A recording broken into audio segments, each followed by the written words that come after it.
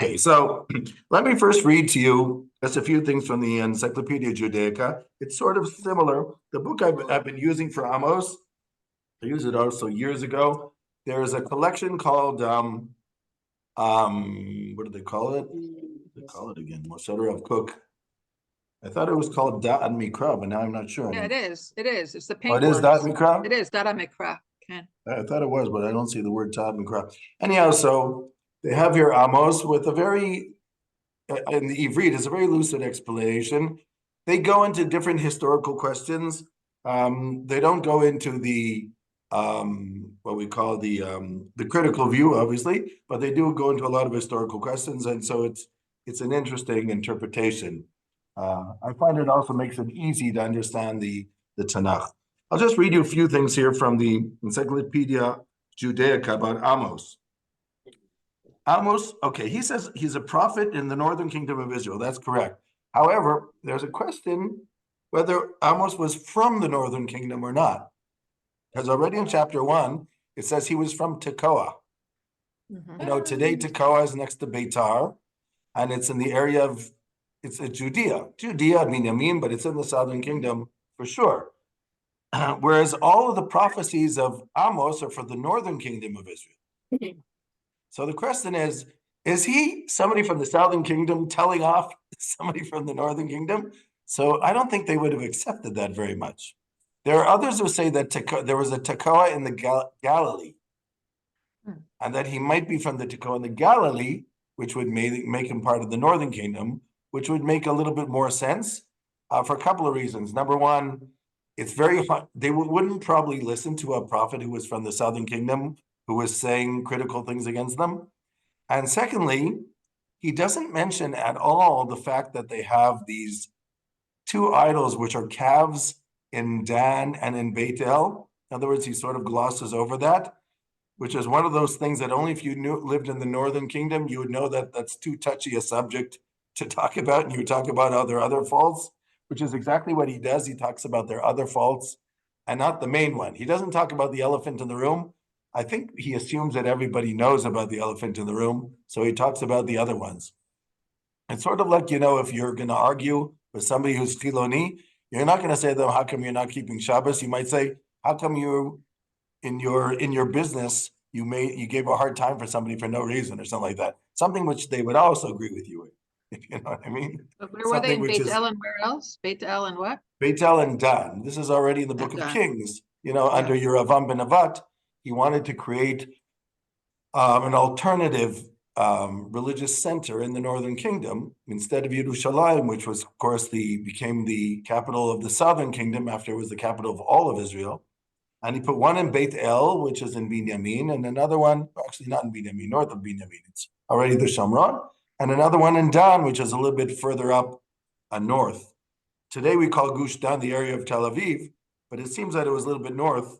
If you remember, Avraham ran after the four kings all the way till Dan, it says. So he went from the area of Yam HaMelech north, probably to the edge of Shevet Dan, which is probably at the lower Galilee at that point. Yeravam was the same time as it's Rehavam and Yeravam. He rebels against Solomon's son, whose name is Rehavam. Right. And Solomon's son was a very difficult king, and he was too strict, and so it was easy to get the people against him. So Yeravam ben Nevat. Chazal say the Yeravam ben Nevat had a very lofty soul, but his arrogance pulled him down. Who, Yeravam? Yeravam ben Nevat. Oh, There's a midrash which is actually in the Talmud, Agadah in the Talmud.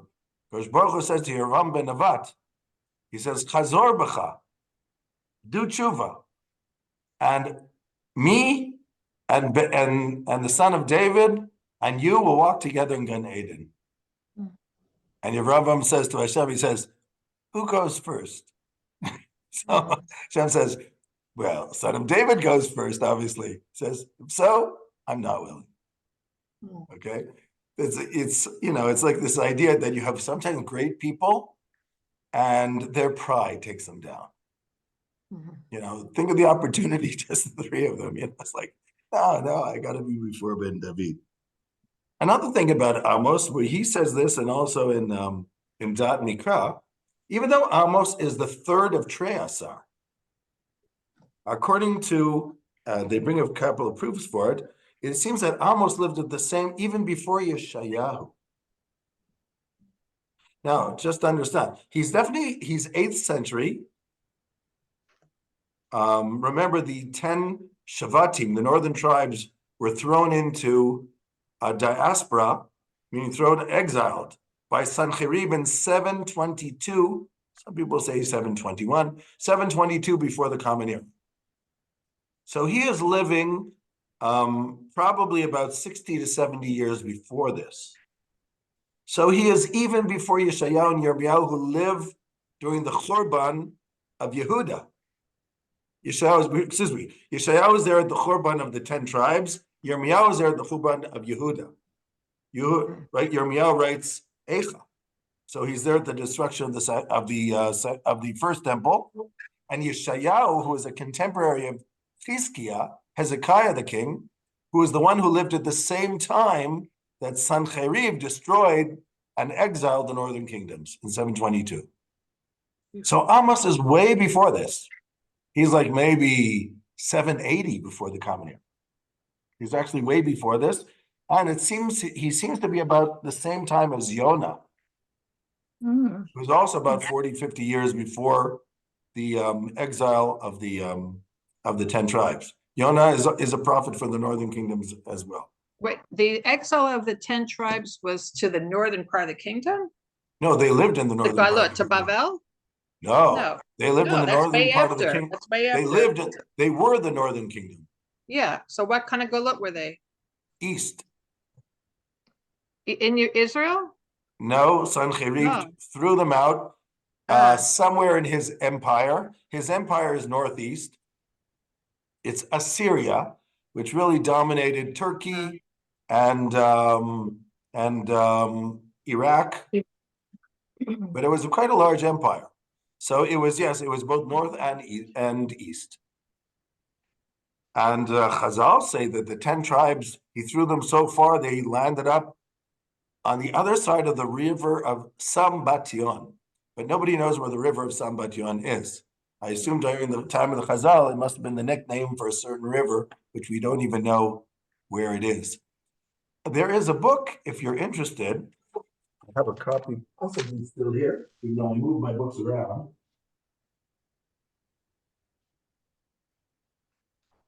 This is really a fascinating book. Dr. Avigdor Shacham. I think he was also in Ivrit, but I'm not sure.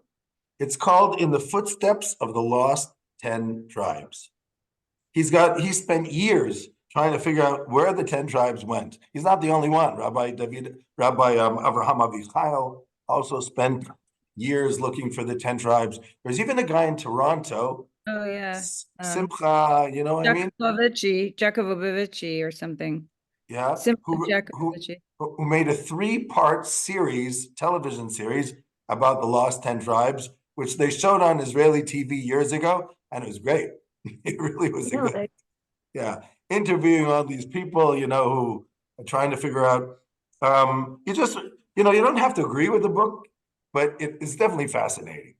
This idea in the footsteps of the 10 tribes. That the Pathans in Afghanistan, who are part of the Taliban, they have these tribes that they call Naphtali and Dan among them. Some of them wear fringes on their garments, like weird stuff. They are Muslims, but some of them claim that they come from the Israelites. Okay. Now, before you want to convert them all, you have to remember that there are 5 million of them. So it's like, these are not like the Jews of Kashmir. Right? We need them, but they're Taliban. They're Jewish and Taliban. Yeah. And then you have, of course, maybe for our side, Yeah. The Bnei Menashe in Kashmir. The argument was of Rabbi Avichail that they were descendants of the 10 tribes. These ones who they converted and brought to the Shomron, the Bnei Menashe. Of course, they have to convert. You can't claim that somebody who lost their Jewish continuity 2,500 years ago can just sin. The chances are very slim. But it's an interesting there's a lot of interesting stuff. Some people say that the samurai in Japan, samurai like Shomron, descended from the 12 tribes, 10 tribes, like a lot of, that in Utah, the Mormons. Mormons, yeah, what do they call the university again? We have one here in Jerusalem. Anyhow, so the Mormons claim that the American Indians are actually descended from the 10 tribes, and that's why they don't like them. They're Jews. It's not because they're Indians that we don't like them, it's because they're Israelites that we don't like them. So there is this like myth in the Americas of the Indians being descended from the 10 tribes as well, which would mean, of course, the Indians very possibly got to the Americas by crossing from Alaska, through Vancouver or wherever they went, and then came down to the Americas and in Canada too, of course. Bering Strait. Something like that. They were definitely bearing straight forward when they got there. Yeah. Ba-dum-bum. Yes. So I'm just saying that anyhow, there are a lot of interesting theories. The Talmud in Kiddushin asks a question: if a Jew betroths a non-Jewish woman, is it a marriage? Amos says, of course it's not a marriage. We don't, I'm paraphrasing, we don't recognize marriages out. Amos says, yes, but maybe that woman is descended from the 10 tribes. And then it should be at least a fake Kiddushin, right? Then I mean, there is everybody a can chance. convert easily. Then we don't have to do any conversions. I know We the tell everybody- belief was there's like millions of them out there, the Yeah, chance. I think there are a lot of people like that. I don't want to waste too much time with this, but we had this nanny from Guatemala. Really remember her, Alba? This Yeah. she was from Guatemala, and she was like this expert on like triplet babies, and she like saved my life. But she was Christian, and she went to this church called Church of Christ, Sons of Abraham.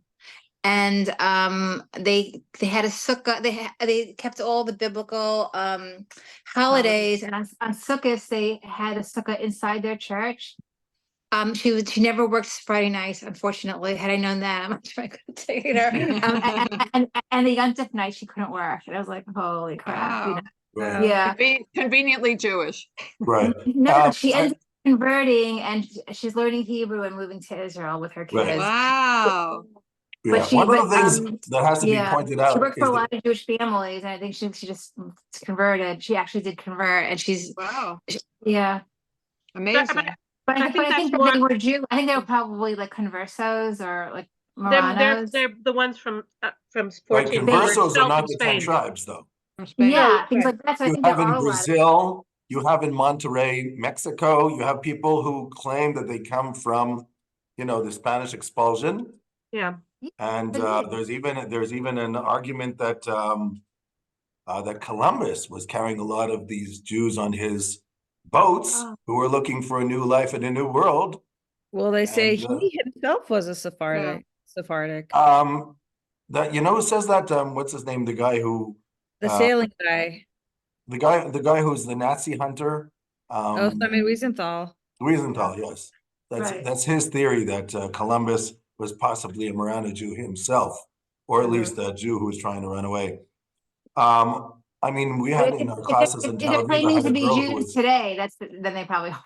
If they're claiming to be Jews, and maybe they really are Jews, because nobody would want to be Jew right even the now. people from 500 years ago, there's no way of proving that they have direct lineage of Jewishness. So if they're serious, they convert. It's just like the We need that. Ethiopian Jews who, Yeah. even Eldad Hadani, this guy from like 300 years ago, who went around looking for Jewish communities, claims that the Ethiopian Jews were from Shevet Dan.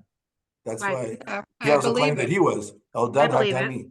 I believe And- it. Yeah. It could be But very anyhow, well be. but even so, you still have to do the Gior because of actually with the Ethiopians, it's a different question than than conversos. Conversos, you have to do a Gior because there's no way of having direct lineage for 500 years.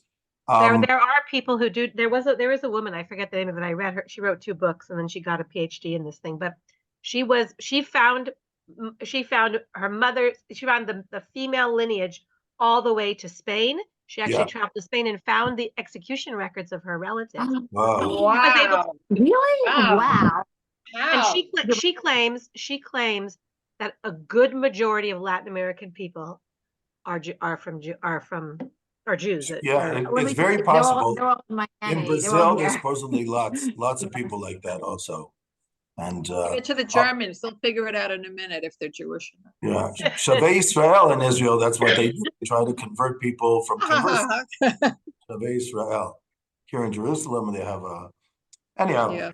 that's different though than groups. There are also groups like in Africa who claim they're Jews just because they feel like claiming they're Jews. So that just Why? confuses things. Like this Because group we in control the Uganda. world. They Oh, want some of right. that I control. forgot for a minute. We're Yeah. living, yeah, it's Yeah, beautiful. there are lots of groups like that who claim they're from Jewish descent. Some of them Right. totally bogus, like Right. the Black Hebrews from the United States who have these Yeah. groups in Dimona, totally bogus. Yeah, it is Um, bogus. and then you have those from Uganda, from the, do you remember what it has a funny name? Ugandans. Godu Tobugo. They're like a few 100,000 people in Uganda who claim they're from Jewish descent, but they're probably not. But sometimes it happens that a group, probably when Christianity made its way to all these countries, and some people by mistake found out that before Christianity there was Judaism, so they wanted to have their own take on things, so they claimed that they were Jewish instead of Christians. That's what I assume probably happened here too. I'll take some of the Scandinavian. Yeah, we had two women in my conversion classes in Tel Aviv who were from this Ugandan, Ah. Kenya, Uganda, wherever it was. I forget even what it's called, the name of the tribe. Bogu, Kotu, I can't, So they have these funny names. why would they want to, let's say Yeah. they're fabricating it. Why would they want to fabricate something like that? Well, after a few generations, it's not fabricated anymore. They don't remember. Right. So I would say that these two young women, well, they weren't that young, but who came to convert, they were definitely sincere. Whatever, you can't do things like this en masse. I know a guy here in Jerusalem who was teaching a group of these people, like 30 or 40 of them, conversion online. I said to him, you're taking a big chance because they might not be granted entrance to the state of Israel, because the state of Israel doesn't believe in conversion en masse unless the Rabbanut allows it, because of the problems it creates. We have some exceptions. The Ethiopians were an exception, because the Rabbanim Rashi'im, Rabbi Shapir and Rabbi Eliyahu, accepted them as Jews. And they accepted them as Jews because Rabbi Tzvi Yehuda Kook accepted them as Jews. So they, based on that, they accept them as Jews. But the problem, which most people don't know, the Jewish agency didn't want to bring them to Israel. The Rabbanut pushed them to Israel. Okay, that's the true story. So that actually happened. And so when they came, there was a real problem. I remember at that time I was in Merkaz Rav, Rabbi Shapiro was our Rosh Yeshiva, and he talked about it one time, excuse me, and he said there's a real problem here because since they didn't have Torah Shabbal Peh, they, if they did marriage, Mela, but what about divorce? Their divorce is not according to Halakha, which creates a problem with mamzerim, because if a person got divorced and remarried, then all those children could be mamzerim. They had several wives. And a second problem, and how do they solve it? Because they discovered a second problem, that a lot of the Ethiopians had slaves who were not Jewish. In Africa, so much they talk about slavery in the United States. Africa is like the world center of slavery. If you're a little bit darker than somebody, you can be the slave. If you're a little bit lighter, it's very, very racial continent. And Michelle, you're going to be the owner. There was You're slavery. the so you'll be the owner. There was slavery in Ethiopia. You'll own slaves. Yeah, it was very common. And some of them made Aliyah with their slaves, which is probably a nice thing to do because you're giving an opportunity to this person too. However, from a Jewish point of view, it creates a problem. So what the Rabbanim Rashim said, which I thought was actually quite ingenious how to solve the problem they said, look, on the one hand, when the individual comes to you to say that they're Jewish, there's the first safek is whether they're Jew or not, because they might be from the slaves. The second safek is that even if they're Jew, Are they from the mamzer or not from the mamzer? Now, mamzer, a safek from the Torah, you have to go to the chumrah, to the stringency. A rabbinic safek, you can go to the leniency. So even something what's from the Torah, when you have a sfeka, which means a double safek, you can go to a leniency. So since mamzerut is one safek, but maybe they're not even Jewish because they might be descended from the slaves among them. So when you have a sfeka, then you're allowed to pass through that unless you actually know.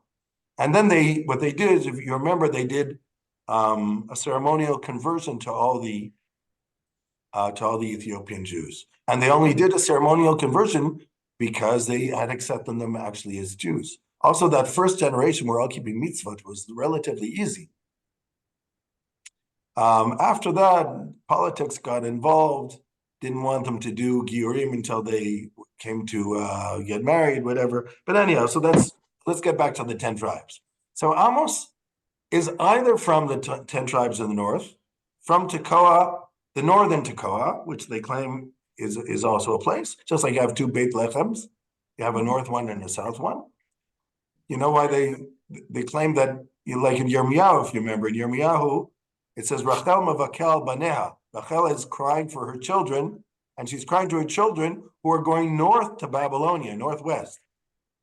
But if Rachel is in Beit Lechem in the south of Jerusalem, then why is she crying about her children who are going north to Bavel? Okay, you can always argue she's just crying because they're going. Why do they have to exactly pass by her geographically?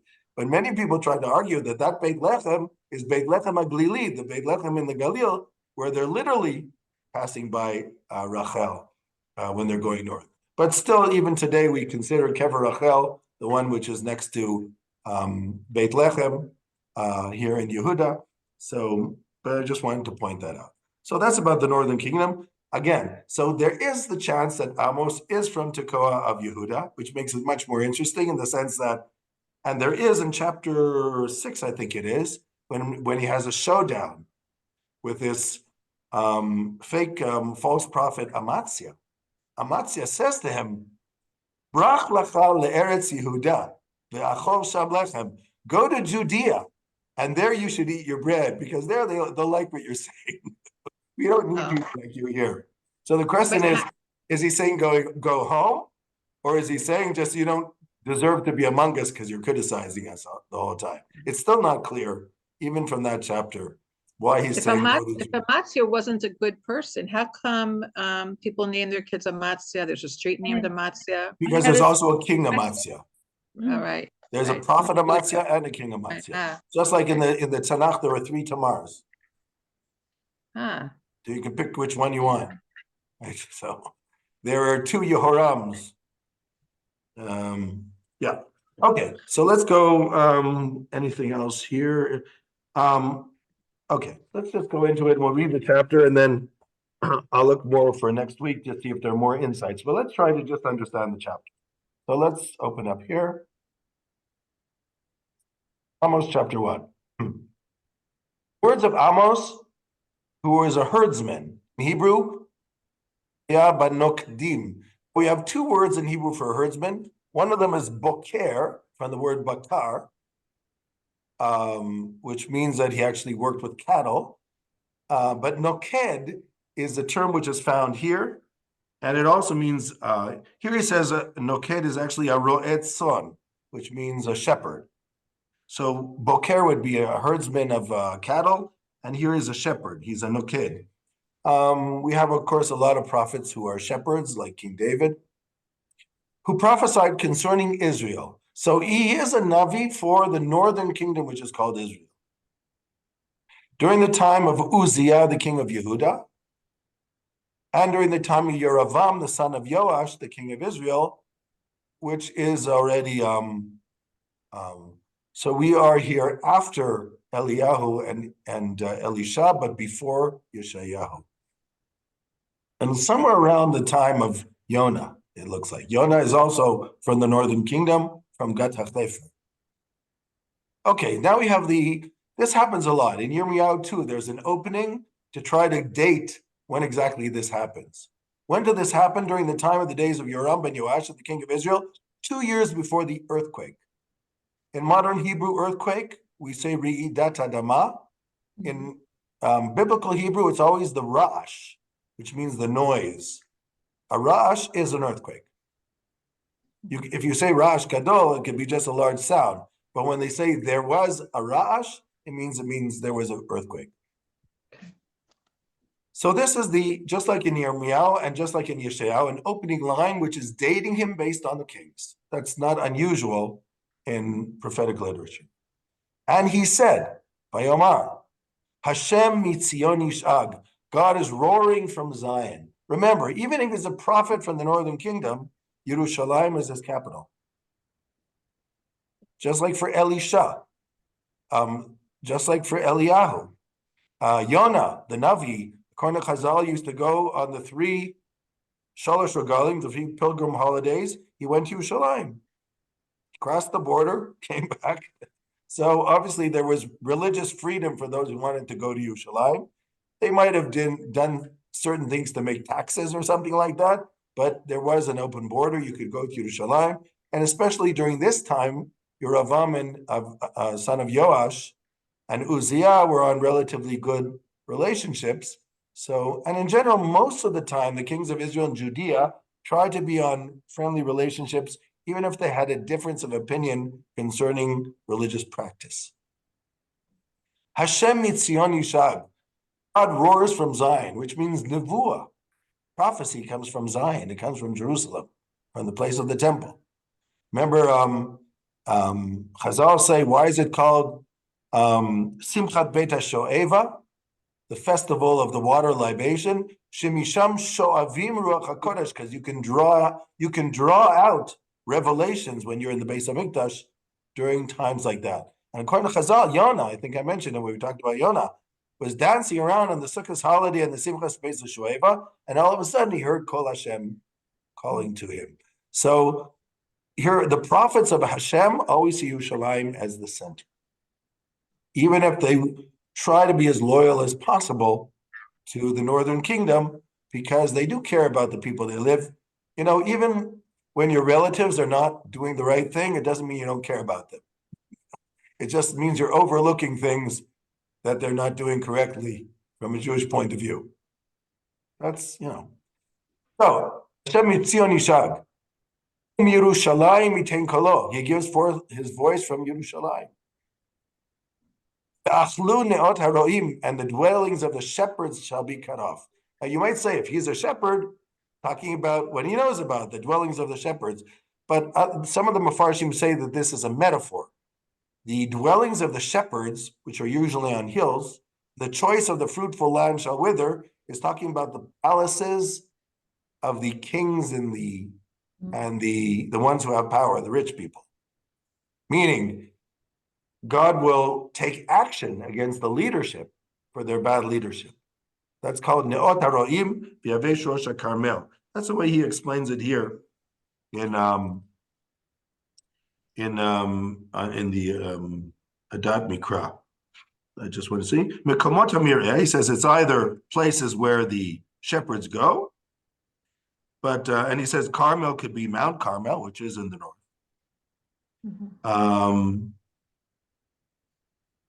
Okay, I see. I thought he took it as a metaphor too. According to, it says Vavlu, it means Shomema, which means God will create devastation. That's what he says here too, right? God will create devastation of the places of the shepherd where there is grass, and of the choice on the fruitful land shall wither. Why will God create devastation? In retribution for these sins. But here I see that he doesn't bring what I said before. I thought he did. Oh yeah, 1 second. Yeah.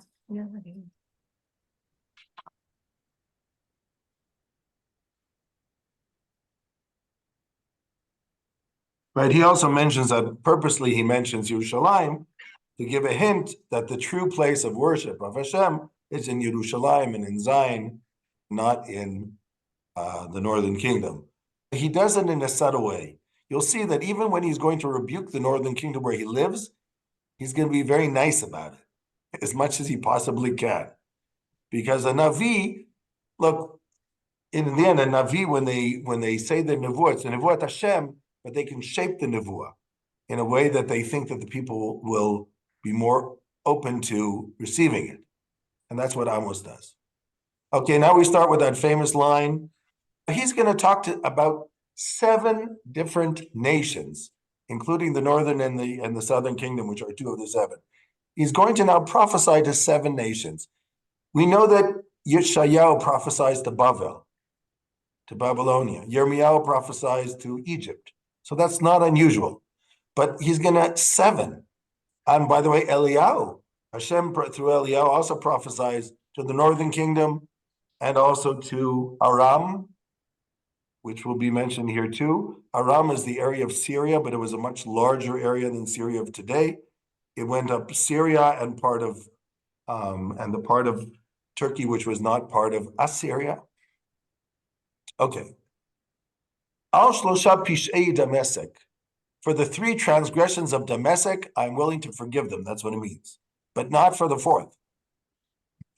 Al Arba'al Ashivenu, which means I will not return them, which means I will, from the word, I won't accept their tshuva after the 4th time, because it's not real. Because they threshed the Gilad with the sledges of iron. Where is the Gilad? There are a lot of fights between the northern kingdom of Israel and Damascus, which is Aram. Damascus is the capital of Aram, the area of Syria today, about the Gilad.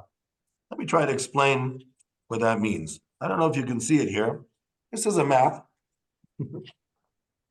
of ancient Israel. I'm not sure if you can see it.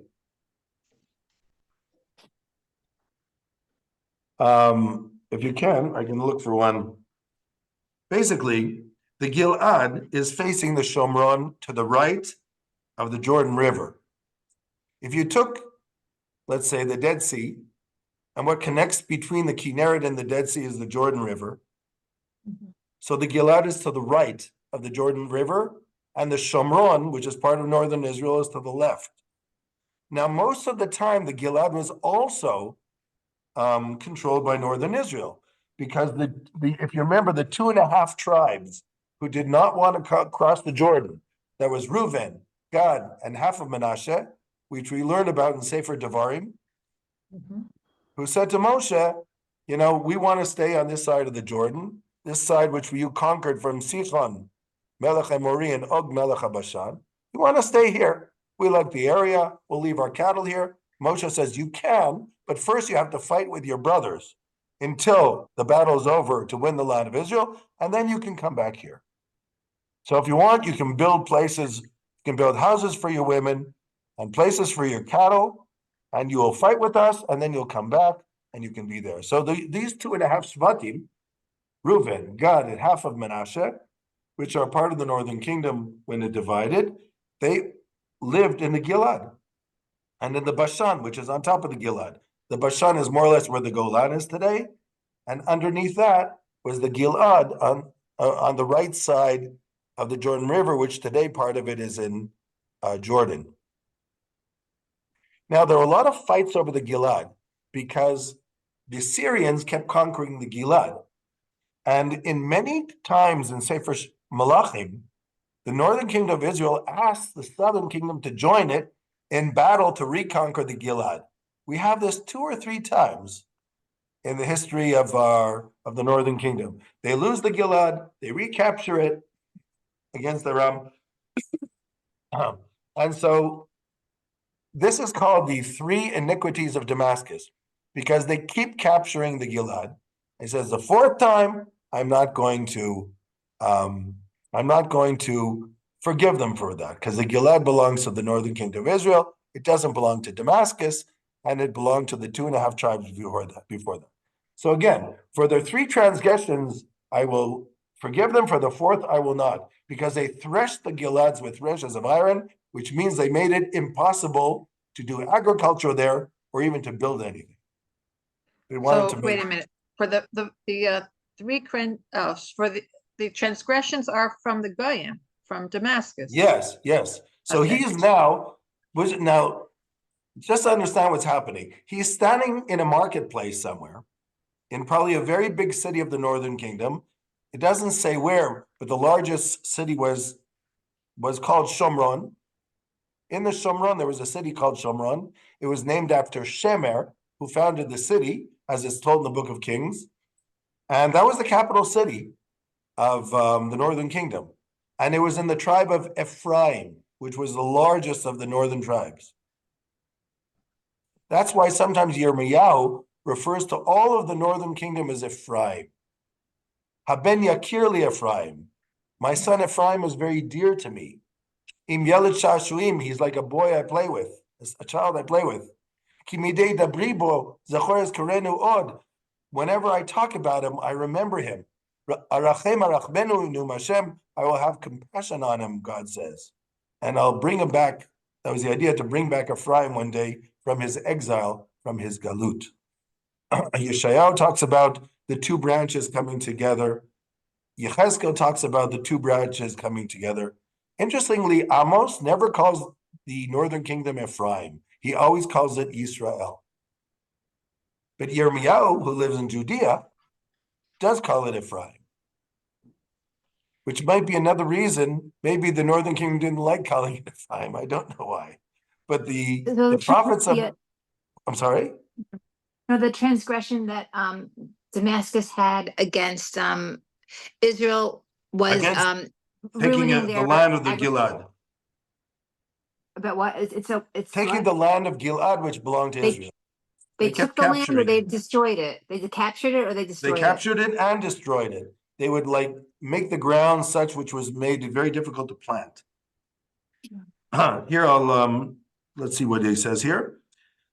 He nachalat shivtei Israel. This is of course from the tribe of Israel on the right hand side, as I said, to east of the Jordan, and Aram Damasek, which means Syria, whose capital is in Damasek. It conquered these parts from Israel. It did it during the time of Achav, and Achav fought back against them in Ramot HaGilad, together with the king of Judah. And Vehemitu Tashvei Gilad B'Tachzarit. And here Dashu, he says, not only did they destroy the land, but they destroyed the inhabitants. They slaughtered the inhabitants when they came. It was basically in October 7th. They did a real, according to this commentary, they did a massacre when they went into the Gilad. We're talking about the Syrians. And so Hashem is saying, for 3 transgressions I could, he doesn't say what the 3 transgressions are, even though one possibility could be that they conquered 3 times, because there were a few times that this happened. But he actually doesn't say what the 3 is. Now, let me just look back. Earlier. I can't, Kayla. Why didn't you tell me this at least before? We need to discuss these things ahead of time, but it's. Honey, you're not on mute. Okay. So anyhow, I'll tell you what this guy explains. He explains that 3 and 4 is a metaphor, which means enough is enough. In other words, it's not necessarily count 1, 2, 3, and this is the 4th, but there's a certain point where enough is enough. And what they did in the Gilad was basically unforgivable. It's one thing to conquer a land, it's another thing to massacre the people. So through the prophet Amos, he's saying to the Israelites, which is interesting. It appears that he's saying this to the Israelites, that God is saying, I will not forgive what Aram did to you, you will get it back. And by the way, during the time of Yonah, who is a contemporary, more or less a contemporary of Amos, they do get it back. Yonah gives a prophecy that God will expand the land of northern Israel, and they do conquer back the Gilad. And then Yonah becomes like a big hero. That's mentioned in the book of Malachim. Outside the book of Jonah, Yonah is mentioned in the book of Malachim as the one who promised, I think it was Yeravam ben Yoash, that God will give them back the land that was taken from them, which must have been the Gilad. So again, could it be, is it possible there's a 3 and a 4? Maybe, but it could also be a metaphor. Remember in the 10 Commandments, Seret HaDibrot, it says, Al Shileshim Val Ribeim. Vosechesed Lalafim. לא תשתחווה לעולמות עבדיהם, כן, פוקד עוון אבות על בנים ועל שלישים ריבעים. That God says, I remember the iniquities of the children until the third and fourth generation. So you have this idea of the third and the fourth. So here he says, the third is enough. The fourth is too much. It becomes a metaphor for how much God is willing to tolerate and how much he's not willing to tolerate. You have the same concept, by the way, in Torah Gilgul, the early theory of reincarnation, where in between the 12th and the 16th century, Kabbalists who talk about reincarnation claimed that a human being can be reincarnated 3 times, but not 4, unless it's a very unusual thing. And that's it. Meaning if you were not able to do your tikkun by then, that's it. It's enough is enough. And they learned it from this shilishim v'ribeim. And also this concept of shlosha ve'arba'ah. So they use that as an asmachta, as a sort of a hint. So all the early Kabbalists between the 12th and 16th century talk about this idea of reincarnation, maximum up to the 4th and preferably just 3 times. Very tiring. Oh, you don't remember the reincarnation. Reincarnate, do this again and do it again. Oh my God. Yeah, that's right. It's interesting. For the Kabbalists, reincarnation is a punishment. It's not coming back as a punishment. It's not something good. I agree. One of them, there's a book, Talmud of Rav Moshe of Cordovero, Eliyahu Devidas, Rabbi Eliyahu Devidas, in a book called Reishit Chochmah, where he probably has the most detailed description of things in the afterlife, especially the bad stuff. He's very much into that. He takes a lot of his sources, of course, from the Zohar, and he embellishes it. And he talks about Gilgul. He has some interesting things about Gilgul. He says, let me explain to you why Gilgul is a punishment, he says. Can you imagine that you're in business and you want to sell stuff in New York? He doesn't say New York, of course, because he never heard of New York.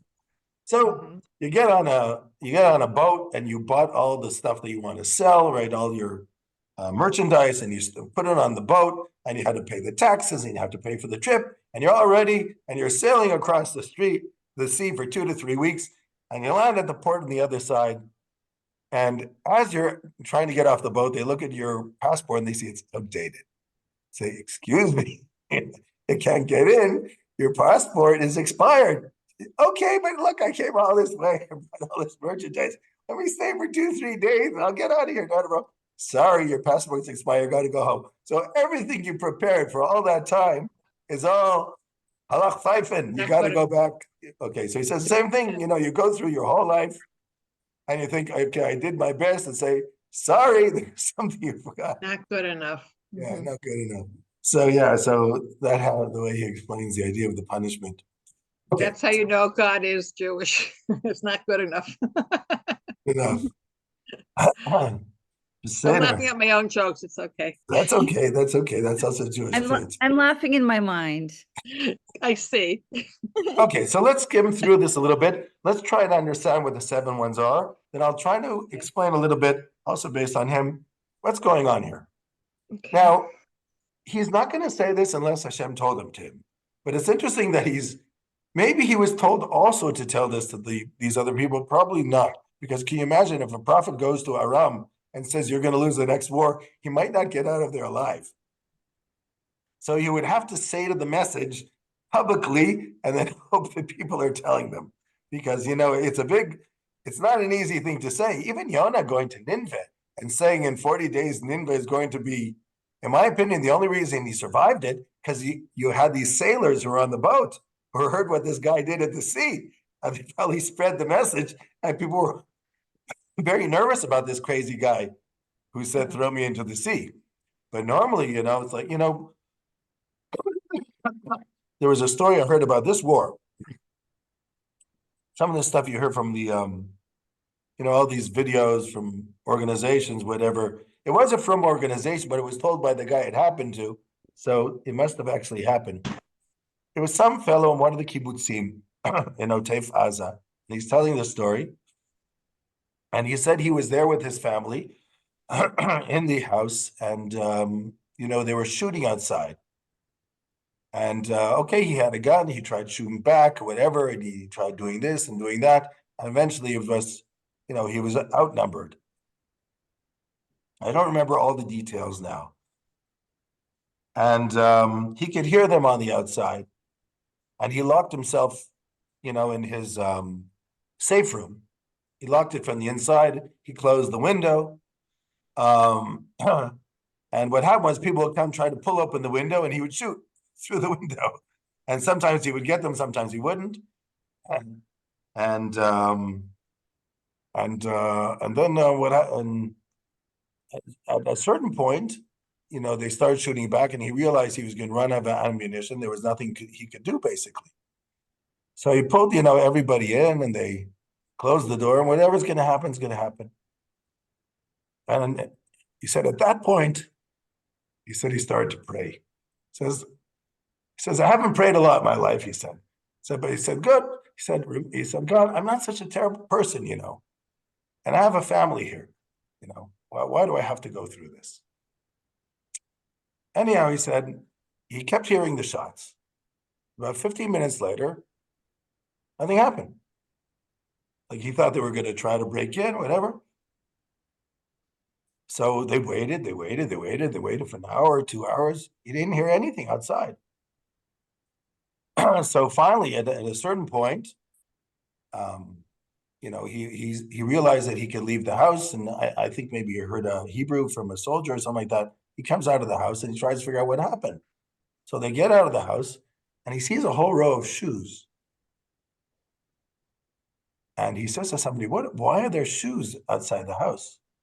And they told him that, I know from Arab culture, whenever they see a miracle, they take off their shoes and they bow down. He says, obviously they saw something.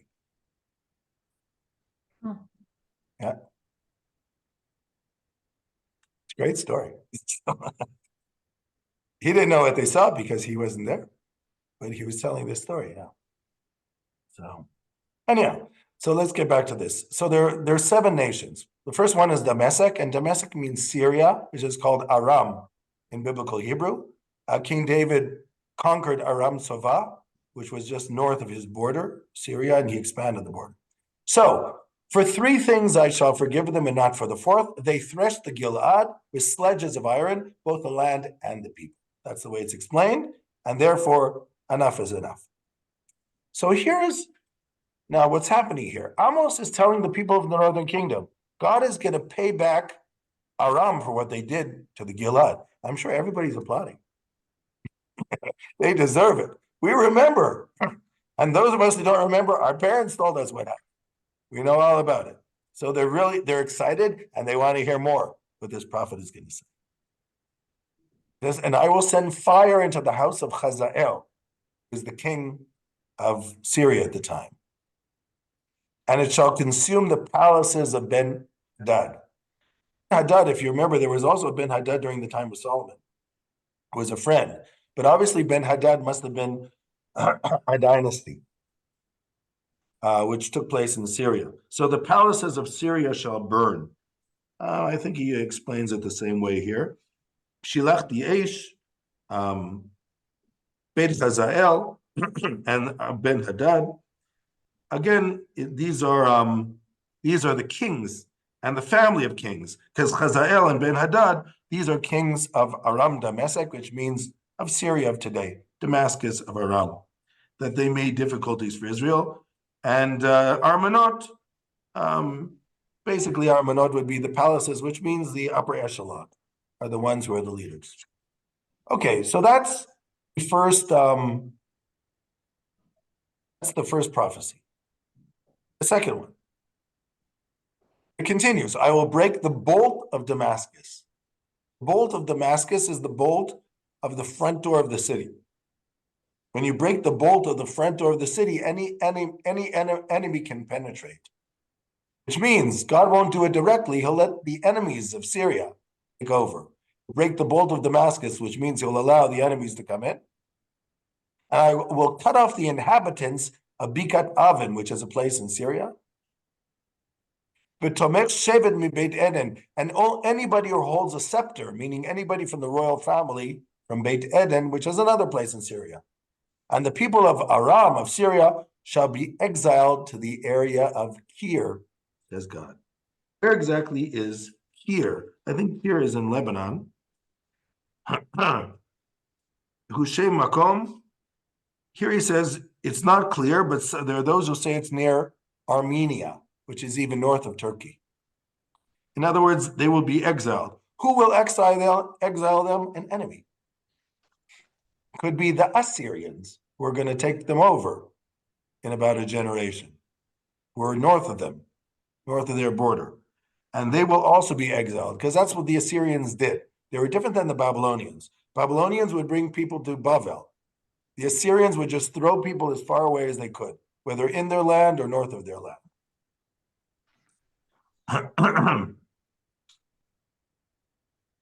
And so the Navi tells two things that's going to happen. He says the palaces will be destroyed, and they will also be exiled. He mentions here, by the way, in Divrei Hayamim, in Hosea, it says that Tiglath-Pileser, one of the kings of Assyria, he did exactly this. He destroyed Syria and exiled them.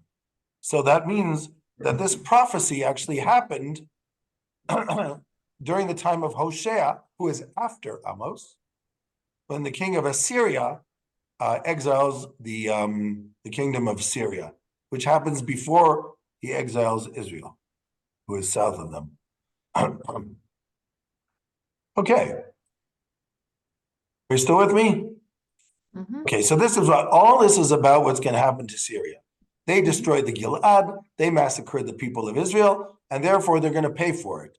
All their high places, all their armonot, their royal palaces will be destroyed.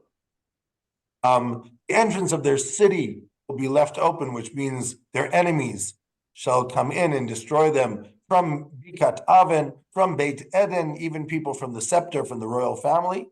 And the people of Syria will be exiled to the north, all the way to Kir, which could be as far as Armenia.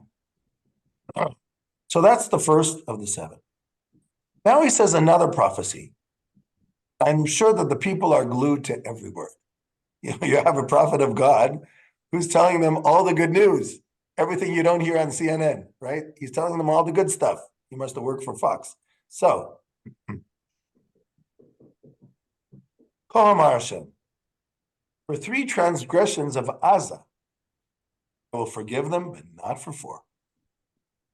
For 4 I will not return them, because they carried away captives, the whole captivity to deliver to Edom. Here's Edom. You have, again, the picture. If on the right-hand side is the Gilad, and on the left-hand side is the Shomron, it basically goes like this.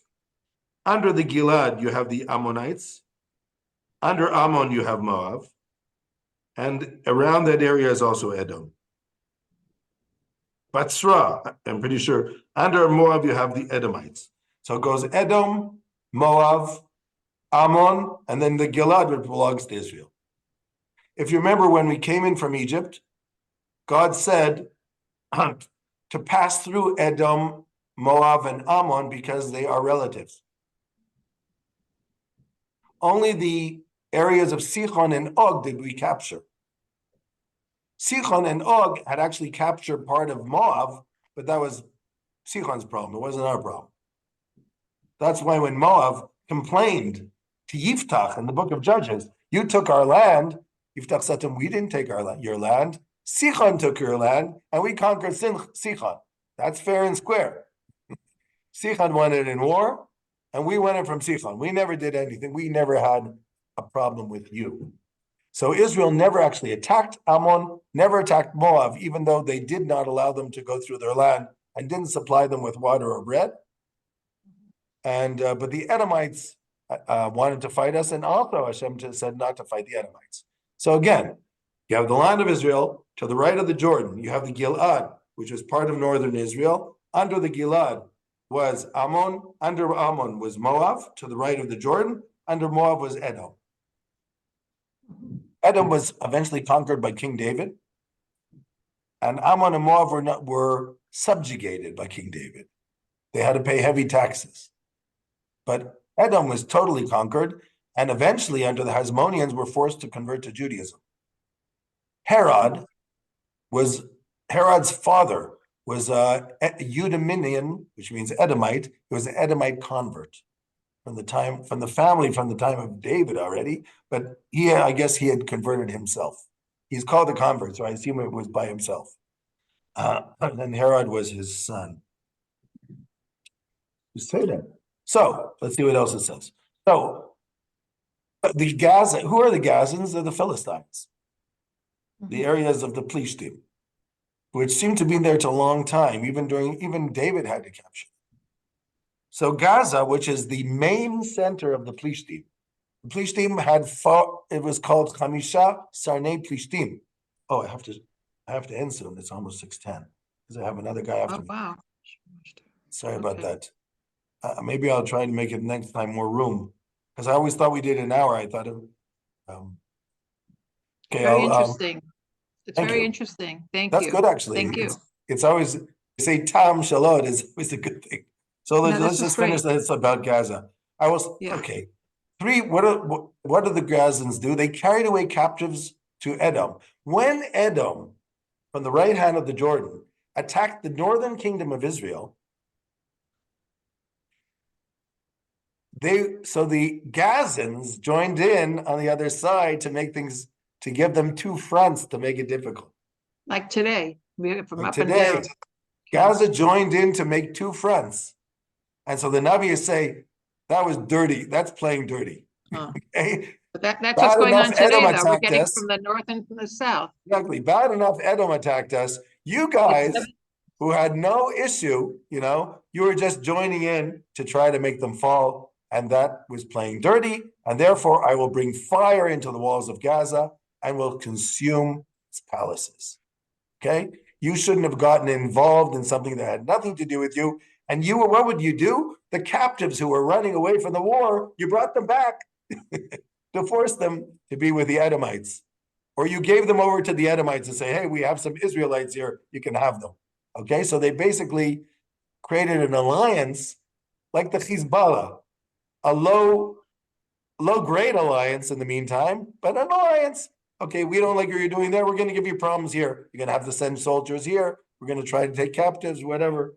So thankfully, they didn't do that yet, and hopefully they won't. But I'm just saying this is what happened. He says, and they're going to be punished for that, for getting involved in something they shouldn't have been involved.